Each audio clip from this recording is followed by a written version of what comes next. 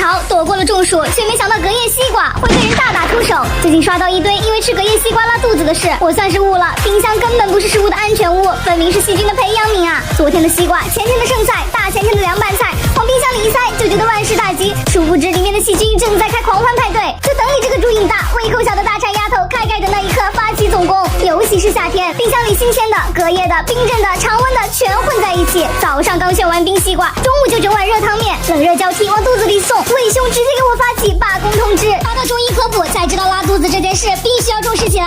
拉肚子不光要止泻，还要消肠炎。像经常爱拉肚子，多半是肠炎作祟。光止泻不用中药消肠炎，还会反复。一调理上不能光止泻，还要清肠道的湿度。我可不想泪水打湿大钢盘，边吃米饭边掉泪，所以我拉肚子就会试试肠炎饮。这喷射战士谁爱当谁当，反正我